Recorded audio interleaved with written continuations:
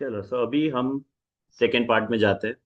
Conceptual framework of financial reporting, CA final. First part में हमने conceptual framework में elements of the financial statement कौन कौन से वहां तक डिस्कस किया था, यानी कि इनकम, एक्सपेंस, एसेट, लायबिलिटी और इक्विटी। ये कैसे प्रेजेंट किया जाता है? This is presented through statement of financial position, यानी कि balance sheet, statement of profit और loss and other comprehensive income, statement of cash flow and explanatory notes. तो ये हमारे फाइनेंशियल स्टेटमेंट्स के एलिमेंट्स हैं। अभी आगे बढ़ते हैं। मैं स्क्रीन शेयर कर लूं पहले अपना।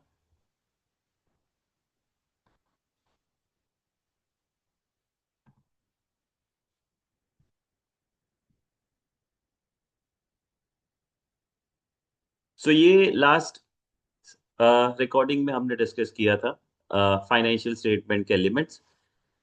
अब जैसे हमने बोला कि ये फाइनेंशियल स्टेटमेंट्स के जो एलिमेंट्स है, एसेट, लायबिलिटी, इक्विटी, उसका डेफिनेशन, रिकग्निशन, मेजरमेंट वगैरह कंसेप्चुअल फ्रेमवर्क में दिया गया है। ये आ गया हमारा डेफिनेशन। तो सबसे पहले बात करते हैं इकोनॉमिक रिसोर्स, यानी कि एसेट ना। बहुत इंपॉर्टेंट चीज है यहाँ पे देखना कि इकोनॉमिक रिसोर्स डेफिनेशन क्या है। A present economic resource controlled by an entity as a result of past event.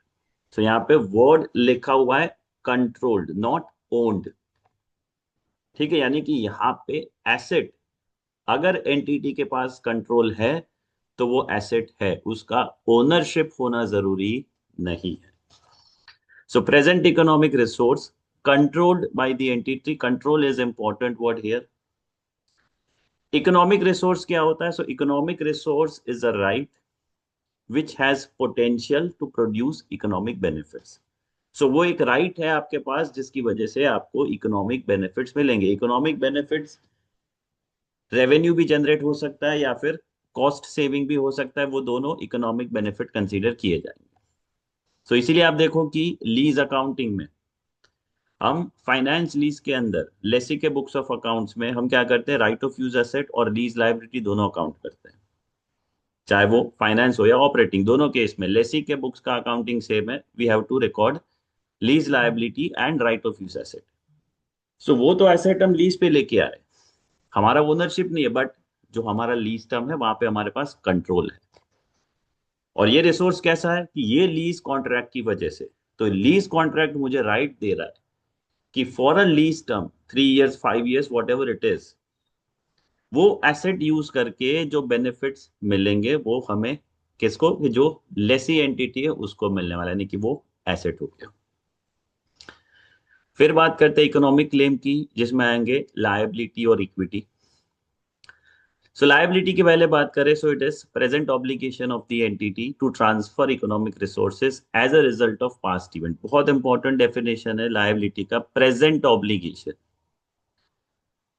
कई जगह पे आता है कि आप फाइनेंशियल इंस्ट्रूमेंट में भी देखो। प्रेफरेंस शेयर्स हो गया। अब प्रेफरेंस शेयर ऐसा इंस्ट्रूमेंट है जो क्लासिफाई हो सकता है as an equity also, as a liability also. Provision के भी काफी सारे केसेस आते हैं जहां पे हमें डिसाइड करना पड़ता है कि प्रोविजन रिक्वायर्ड है या नहीं।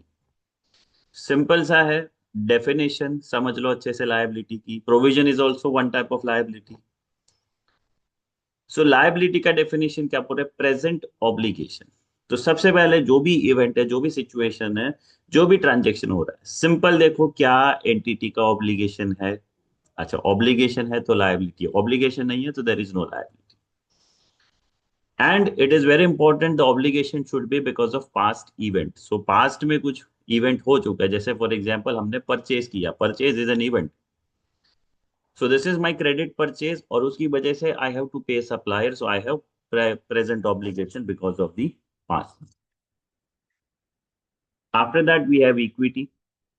इक्विटी की बात करें, residual interest in the net asset of the entity. Equity यानी कि एंटिटी के टोटल एसेट्स, उसमें से लायबिलिटी पे ऑफ कर दो, बचा हुआ जो इंटरेस्ट है वो किसको मिलेगा, ओनर्स को। और ओनर्स कौन होते हैं, इक्विटी शेयर होल्डर्स। फिर बात करते हैं changes into economic resources and claim, यानी कि इनकम और एक्सपेंसेस।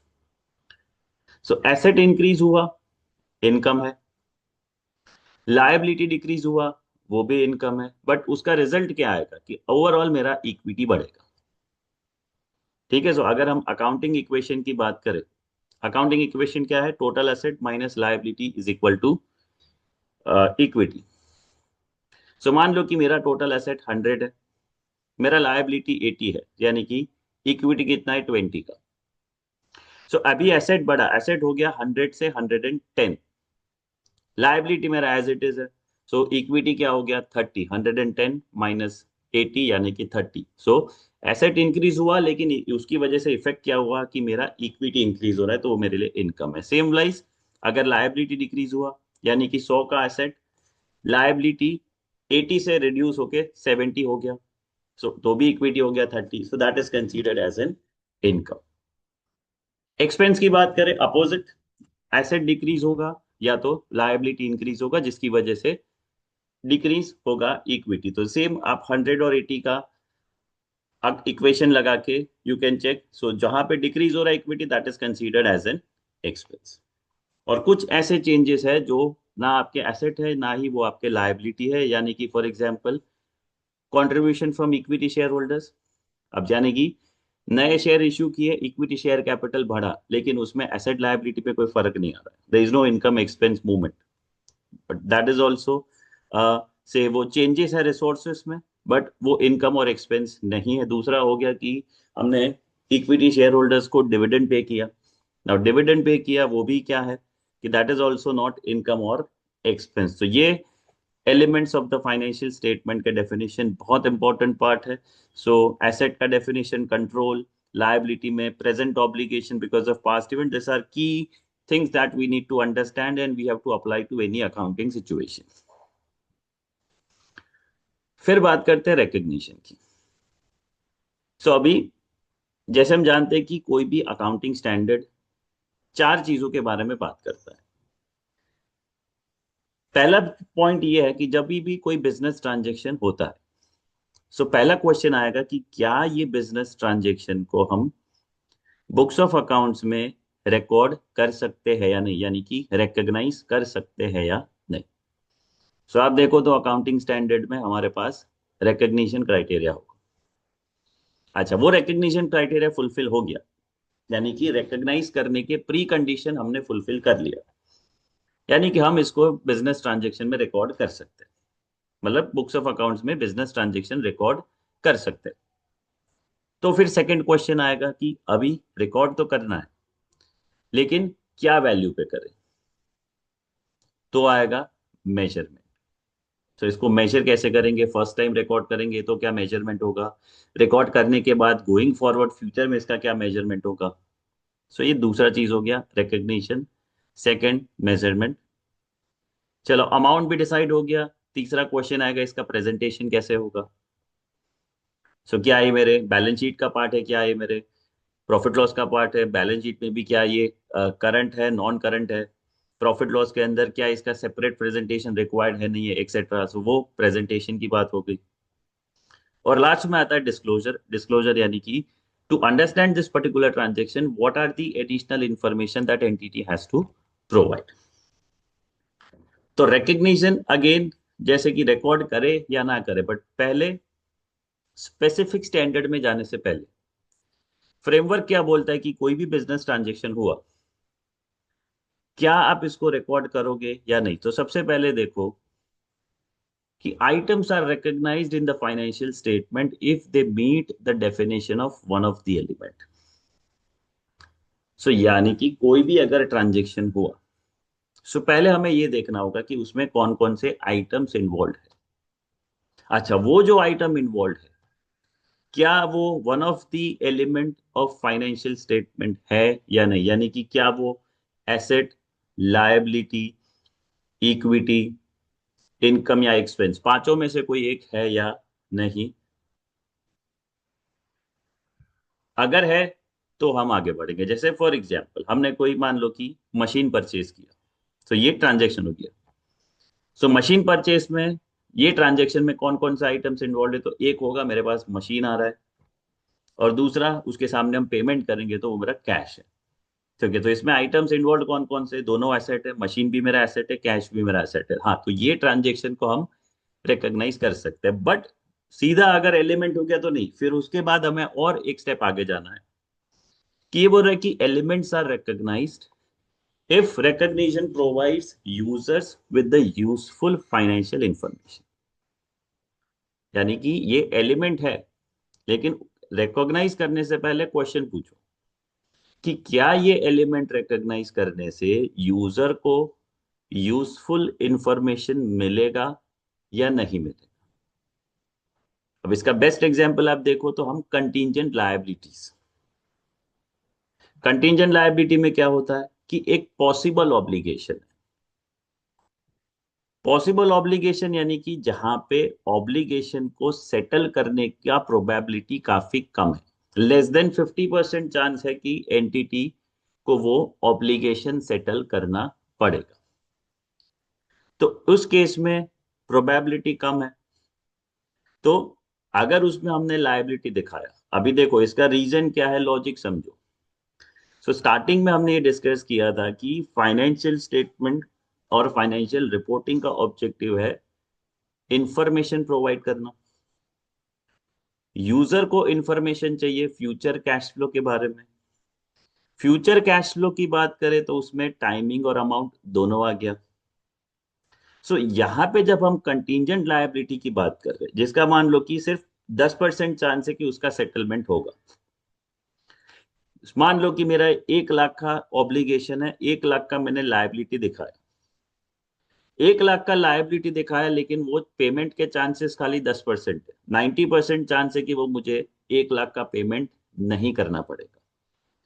तो उस केस में अगर मैंने इसको बैलेंस शीट में लायबिलिटी रिकॉर्ड किया है, तो यूजर विल अज्यूम दैट कि फ्यूचर में ये 1 लाख का कैश आउटफ्लो होने वाला है, जो होने के चांसेस कम है।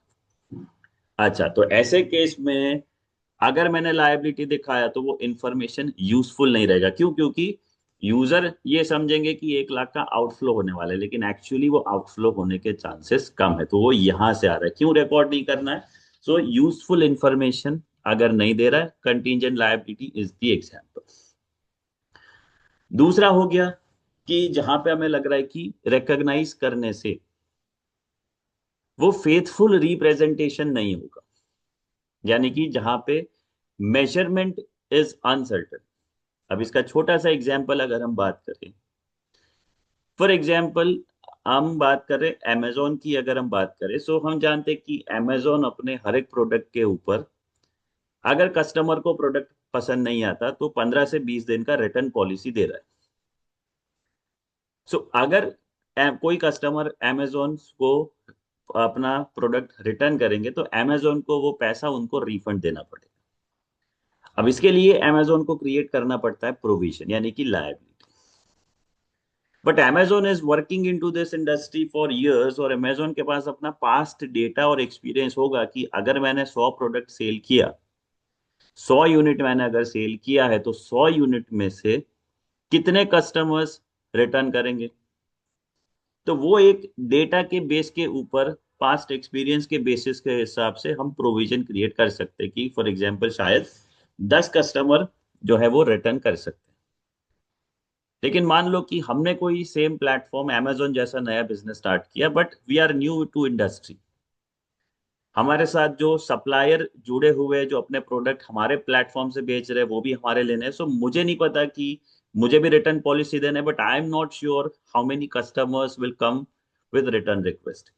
अब वो 10 कस्टमर भी आ सकते हैं, 70 कस्टमर्स भी आ सकते हैं, आई एम नॉट श्योर, यानी कि इसे कहते हैं मेजरमेंट अनसर्टेनिटी। सो इसमें क्या होगा कि अगर मैं अज्यूम करूं कि 10 कस्टमर आएंगे और मैंने उसके हिसाब से प्रोविजन क्रिएट किया, लेकिन एक्चुअल कस्टमर्स ने रिफंड रिक्वेस्ट आ गए 70 और 60, तो प्रोविजन का मेरा अमाउंट गलत हो जाएगा, फेथफुल रिप्रेजेंटेशन नहीं है। क्यों? क्योंकि again users are looking for future cash flow. So मैं प्रोविजन क्रिएट कर रहा हूँ कि शायद 10 यूनिट का जो भी प्राइस होगा उतना मुझे रिफंड करना पड़े, लेकिन एक्चुअल कैश फ्लो आ गया 60-70 यूनिट्स का। और उसी तरीके से अगर मैंने ज्यादा प्रूडेंट होके 50 कस्टमर रिफंड रिक्वेस्ट रेज करेंगे, उसके हिसाब से प्रोविजन कर दिया, तो यूजर विल हैव कि नहीं इतना सारा कैश फ्लो होने वाला है, लेकिन एक्चुअली में सिर्फ 5 कस्टमर्स का रिटर्न आया। सो वो फेथफुल रिप्रेजेंटेशन नहीं है। क्यों? क्योंकि वहां पे मेजरमेंट अनसर्टेनिटी है। तो ऐसे केस में भी हमें ट्रांजेक्शन को रिकॉग्नाइज नहीं करना है। तो ऐसे यहाँ पे क्या करेंगे? सो ट्रांजेक्शन रिकॉग्नाइज नहीं करना है, लेकिन उसके अंदर हम क्या करेंगे? हम डिस्क्लोजर देंगे। सो कंटिंजेंट लायबिलिटी में भी हम क्या करते हैं? We do not recognize anything into balance sheet, but we provide disclosures. Derecognition के बारे में क्या बोल रहे हैं? तो जो डेफिनेशन के ऊपर जाएंगे हम, एसेट का डेफिनेशन है कंट्रोल ऑफ द एसेट। तो एसेट में बहुत सिंपल हो गया, जब कंट्रोल लूज हुआ तो एसेट डी रिकॉग्नाइज हो जाएगा। लायबिलिटी में क्या है? Present obligation because of past event. So जब एंटिटी का ऑब्लिगेशन एक्सपायर हो जाएगा, ऑब्लिगेशन लैप्स हो जाएगा या फिर फुलफिल हो जाएगा, यानी कि when there is no obligation there is no liability. So जैसे ही एसेट का कंट्रोल लूज होता है, derecognise the asset, and as and when the obligation is satisfied, derecognise the liability. फिर बात करते हैं मेजरमेंट की। सो पहला क्वेश्चन आ गया कि रिकॉग्नाइज करना है नहीं करना है, फिर आएगा मेजरमेंट। सो फ्रेमवर्क हमें दो मेजरमेंट बेसिस दे रहा है, एक है हिस्टोरिकल कॉस्ट और दूसरा है करंट वैल्यू।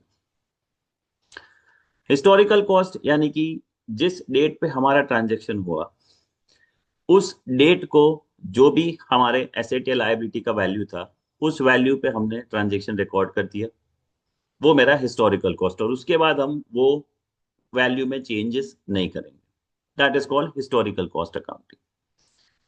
करंट वैल्यू क्या बोल रहा है? कि करंट वैल्यू यानी कि you have recorded an item into books of accounts, but then value is changing because of different reasons, like say market value changes or whatever it is. So आप उसको current value के हिसाब से वो value में changes करेंगे। अब इसमें तीन ऑप्शन दिया है। फेयर वैल्यू, फेयर वैल्यू का अगर एक एग्जांपल है, मान लो कि हमने कोई एक लैंड खरीदा, 50 लाख में एक लैंड खरीदा। हिस्टोरिकल कॉस्ट पे अकाउंटिंग करेंगे तो मैंने लैंड परचेज किया 50 लाख, ठीक है, वो वैल्यू मेरे बैलेंस शीट में 50 लाख ही रहेगा, उसमें कोई चेंजेस आएगा नहीं।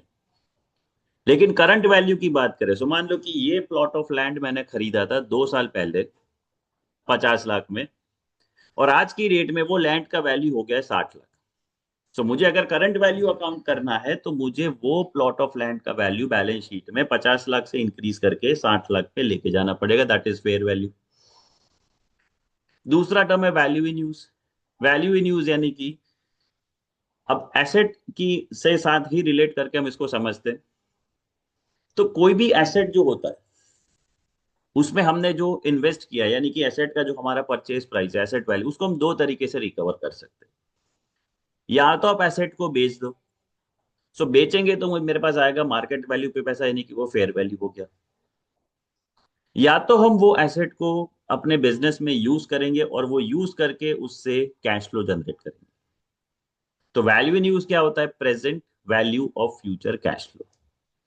सो हमने हिस्टोरिकल कॉस्ट पे परचेज कर लिया। सो मान लो कि मैंने कोई एक मशीन परचेज किया, वो मेरा हिस्टोरिकल कॉस्ट है। 2 साल पहले मैंने एसेट परचेज किया था, लेकिन अभी जो एसेट का यूज था, वो एसेट के अंदर ज्यादा एडवांस्ड फीचर्स के साथ एडवांस टेक्नोलॉजी वाला मशीन अवेलेबल है मार्केट में विथ लो प्राइस। तो पॉसिबल है कि मेरा जो एसेट है उससे जो फ्यूचर कैश फ्लो जनरेट होना है वो अफेक्ट हो सकता है। तो present value of future cash flow, value news जो हम इम्पेयरमेंट में यूज करते हैं, सो वो करंट वैल्यू हो गया।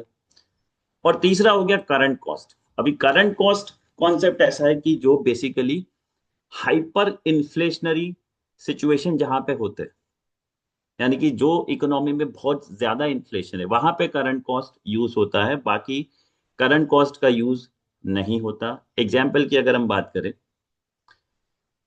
सो फॉर एग्जाम्पल हमने एक प्रिंटर खरीदा, कितने में? मान लो 50,000 में एक प्रिंटर खरीदा 2 साल पहले, और हम हिस्टोरिकल कॉस्ट अकाउंटिंग कर रहे हैं, मान लो कि इसका जो यूजफुल लाइफ हमने डिटरमाइन किया है वो है 5 years। सो 2 साल पहले परचेज किया था 50,000 में, 5 साल का लाइफ है, तो आज की डेट में उसका कैरिंग वैल्यू होगा 30,000। 10,000 का हमने डेप्रिसिएशन प्रोवाइड किया हुआ है। अभी क्या होगा, चलो मान लो कि ये जो सेम प्रिंटर है, बिकॉज ऑफ द इन्फ्लेशन, वो सेम प्रिंटर आज की डेट में मिल रहा है 70,000 में। कितने में? 70,000। कोई एक्स्ट्रा फीचर नहीं, कोई एक्स्ट्रा टेक्नोलॉजी, कुछ नहीं, जस्ट इन्फ्लेशन की वजह से वो प्रिंटर का जो कॉस्ट है दैट इज इंक्रीज टू 70,000। सो इसका करंट कॉस्ट क्या होगा? सो अज्यूमिंग दैट कि चलो अभी जैसे सेम जो एसेट है वो मुझे 2 साल पहले 50 में मिल रहा था, अभी वो 70,000 में मिल रहा है। सो 2 साल पुराने एसेट का वैल्यू भी बढ़ेगा। क्यों? क्योंकि इन्फ्लेशन है। सो वो कितना होगा? सो वो होगा 70,000, 5 साल का लाइफ, तो एक डेप्रीशिएशन कितना होगा? 14,000। सो 2 साल का डेप्रीशिएशन होगा 28,000। सो 70,000 में से 28,000 हटा दो, तो वैल्यू कितना हो जाएगा? 70 में से 20 गया 50, 50, सो 48,000। सो हिस्टोरिकल कॉस्ट पे मेरा वैल्यू कितना है? 30,000, 2 साल का डेप्रीशिएशन माइनस करने के बाद। लेकिन अगर हम करंट कॉस्ट कंसीडर कर रहे हैं, तो 70 minus 2 years depreciation, that is 48,000। सो अगर हमारे इकोनॉमी में बहुत ज्यादा इन्फ्लेशन है तो हमें वो एसेट का वैल्यू 30,000 से 48,000 एडजस्ट करना पड़ेगा, अगर हम current value measurement basis follow करेंगे तो। तो ये तो हो गई मेजरमेंट बेसिस की बात। अभी क्वेश्चन आएगा कि कौन सा मेजरमेंट बेस आप चूज करोगे, हिस्टोरिकल कॉस्ट या करंट वैल्यू। सो अगेन इसका आंसर फ्रेमवर्क के स्टार्टिंग में। सो अगेन ऑब्जेक्टिव क्या है? To provide information. इंफॉर्मेशन कैसा होना चाहिए? रेलेवेंट और फेथफुल। सो एंटिटी को ये देखना है कि क्या हिस्टोरिकल कॉस्ट से ज्यादा रेलेवेंट और फेथफुल इंफॉर्मेशन जाएगा या करंट वैल्यू से। सो हिस्टोरिकल कॉस्ट से ज्यादा रेलेवेंस होगा या करंट वैल्यू से ज्यादा रेलेवेंस होगा, उसके लिए आपको ये देखना है कि आपको देखना है एसेट के कैरेक्टरिस्टिक्स ऑफ एसेट और लायबिलिटी। अब फॉर एग्जांपल अगर हम बात करें, जैसे मान लो कि मशीन परचेज किया, सो मशीन के कैरेक्टरिस्टिक्स क्या है कि वो over a period of time wear and tear की वजह से उसका वैल्यू कम होता है। सो उसमें आप हिस्टोरिकल कॉस्ट अप्लाई करो, that is more suitable. Land की बात करो तो वो अप्रिशिएटिंग एसेट है, उसमें कैपिटल अप्रिशिएशन आ सकता है, तो वहां पे करंट वैल्यू ज्यादा रेलेवेंट होगा। So accordingly, based on the characteristics of the asset and liability and the way they are going to generate future cash flow, तो ये फ्यूचर कैश फ्लो कैसे आएगा? यूज ऑफ एसेट से आएगा या asset बेच के आएगा, कैसे आएगा? दोनों चीज कंसीडर करके हमें देखना पड़ेगा कि which method is going to provide more relevant and faithful information. Based on that, you should choose whether you have to apply historical cost or current value. Presentation में और disclosure में entity specific information is more useful. So जो standard description दिए होंगे standard में, उससे आप specific information जाओ, सो ज्यादा यूजफुल है। डुप्लीकेशन नहीं होना चाहिए because it makes information less understandable. Classification separate component में करंट नॉन करंट लायबिलिटी, वो हमने रीजन ऑलरेडी हमने डिस्कस कर लिया, so I am not going into that again. Future cash flow thing, how much cash flow, what time, timing and amount. Aggregation की बात करें, so similar items को aggregate करो। अब जैसे फॉर एग्जांपल डेटर्स हो गया, अमाउंट रिसीवेबल्स। सो receivable मेरे 200 कस्टमर्स हो सकते हैं, अगर हम 200 कस्टमर के नाम बैलेंस शीट में नहीं डालेंगे, बट वो सिमिलर कैरेक्टरिस्टिक्स है, तो हम क्या करते हैं? टोटल करके सिर्फ एक रिसीवेबल दिखाते हैं। बट हम सभी एसेट को रिसीवेबल नहीं कर सकते कि मशीन, कैश, इन्वेंटरी सबको करा के एक एसेट दिखाए, तो over aggregation is not useful. So ये हमें ध्यान रखना है। और लास्ट में है finally other comprehensive income. So ये आपने इंटरमीडिएट में नहीं पढ़ा है। क्या बोल रहे कि जो आपका प्रॉफिट लॉस है उसे हम क्या कहते हैं? Statement of financial performance. Statement of financial performance की बात करें तो हम क्या बोल रहे हैं कि तो उसका ऑब्जेक्टिव क्या हो गया कि कंपनी का फॉर द ईयर जो बिजनेस किया उसका परफॉर्मेंस क्या है, वो रिजल्ट आपको देना है। अब परफॉर्मेंस यानी कि आप बात करो इनकम और एक्सपेंस। लेकिन बिजनेस में कभी कुछ ऐसे ट्रांजेक्शन्स होते हैं, जैसे कि अभी हमने करंट वैल्यू में डिस्कस किया कि मेरे पास एक लैंड है, लैंड का वैल्यू 50 लाख था 2 साल पहले, आज की डेट में उसका वैल्यू हो गया 70 लैक्स। अब 20 लाख से मेरे लैंड का वैल्यू बढ़ गया, लेकिन कभी तक मैंने वो लैंड है, जो प्लॉट है, वो बेचा नहीं है। अब वो प्लॉट मैंने बेचा नहीं है, लेकिन हम करंट वैल्यू करेंगे, एसेट का वैल्यू बढ़ा, वो मेरा इनकम है, हम प्रॉफिट लॉस में 20 लाख का इनकम दिखाएंगे, सो मेरा प्रॉफिट इन्फ्लेट हो जाएगा। बट क्या वो प्रॉफिट मैंने रियलाइज किया कैश में? बोले नहीं। अच्छा, क्या वो लैंड का वैल्यू इंक्रीज हुआ, उसके मेरे बिजनेस ऑपरेशन के साथ कोई लेना देना है? नहीं। सो अगेन कि वे प्रॉफिट लॉस यानी कि you provide only information relating to performance of the company, यानी कि operations of the company and the realized ones. तो इसलिए ऐसे जो ट्रांजेक्शन है कि जो बिजनेस पर मतलब ऑपरेशन से रिलेटेड नहीं है, और जो अनरियलाइज्ड है, यानी कि जिसका अभी कैश रियलाइजेशन नहीं हो रहा है, सिर्फ रीमेजरमेंट हो रहा है, तो वैसे ट्रांजेक्शन को हम प्रॉफिट लॉस में डालेंगे तो प्रॉफिट लॉस का रेलेवेंस कम हो जाएगा, प्रॉफिट इन्फ्लेट हो जाएगा, प्रॉफिट में वोलेटिलिटी भी काफी देखेगा ईयर ऑन ईयर। तो उसके लिए एक अलग से स्टेटमेंट बनाया जाता है, अदर कॉम्प्रिहेंसिव इनकम, और वहां पे ये सारे ट्रांजेक्शन्स रिकॉर्ड किए जाते हैं। सो ये हो गया हमारा दो conceptual framework of financial reporting का रिवीजन कंप्लीट। बहुत इंपॉर्टेंट है कंसेप्चुअल फ्रेमवर्क। हर एक अकाउंटिंग स्टैंडर्ड में जो रूल दिया हुआ है वो सब यहीं से आ रहा है। So please students, do not skip this chapter. ये जितना अच्छे से करोगे उतना आपका जो स्टैंडर्ड का अंडरस्टैंडिंग है वो और बेटर होगा। Thank you so much.